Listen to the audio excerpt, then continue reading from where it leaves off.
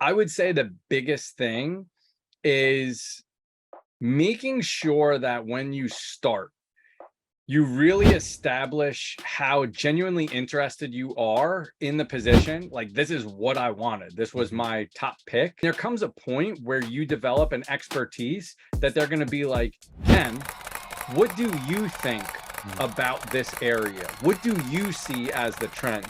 And the only way that you can get to that level and get to that point is becoming an expert. The only way you can become an expert is just learning and learning and learning. How can I learn as much as possible about this space, about this sector? Wash yourself in it. I literally want to be the best analyst I could possibly be.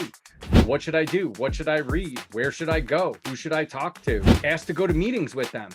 Say like, hey, you guys have any meetings coming up? Please let me come with you. I absolutely want to be there with you. I want to learn what I should look out for, what I should be thinking. You know, why are you asking the questions that you're asking? That type of stuff. Like really, really focus on building an expertise. You want to figure out, okay, what do they do really well? What do they do that, you know, I would do a little bit differently? So you have to kind of think about it on a going forward basis, because eventually that's the goal, to be a senior person, a director, a managing director, what have you. What are they doing? What are they reading? Who are they meeting with? What is a day in the life like for them? That's a valid question. You have to kind of look at it as, this is my audition. This is my opportunity to showcase myself, my talents, and build that expertise so that I can become that go-to person. What you would love to have is you either know the person that has the opportunity that you want, or you are connected via someone that's so tight with this person that they vouch for you and they put their stamp of approval. They're like, hey, Ken, I heard such great things about you. I'm really excited to actually have this conversation and meet you. You want to make sure you separate yourself from everybody else. You literally want to be in a position where your network is so valuable that if and when you do want to change jobs, you don't go on Indeed. You're not going on Monster. You're not going on LinkedIn. You're picking up the phone, bro. That's what you want to do. You want to pick up the phone and be like, hey, I'm thinking of hopping. Let's grab a cup of coffee. I want to see what you think. I want to see what opportunities are out there. That's the power of a network. When you're going through this process and you connect with someone, you're like, oh my gosh, dude, I'm like a BFF with this person.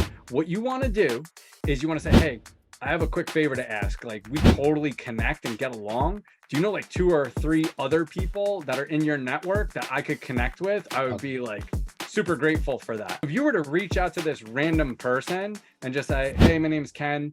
You're interested in blah, I'm interested in blah, they'd be like, what? But if you say, hey, my name's Ken, Mary told me to reach out to you, they're going to be like, oh, Mary? They're going to pick up that phone. That person's checking the box. That person's their filter. You don't need to present your resume. You're now in because of that other person. Networking is not like a light switch. You don't turn it on and off. It's like a dial. You know, you always keep it on. So keep track of their interests. That is that connection that shows you're not just interested in this like one thing or this professional thing. When I talk to them, I'll say, hey, how are the girls doing? How'd soccer go? How'd lacrosse go?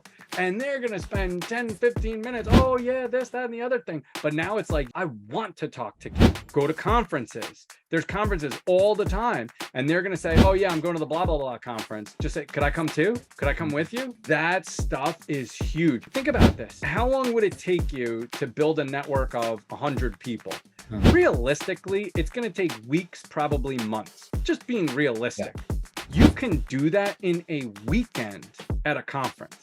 A weekend. That's insane. You'll have basically networking homework to do for weeks and weeks on end.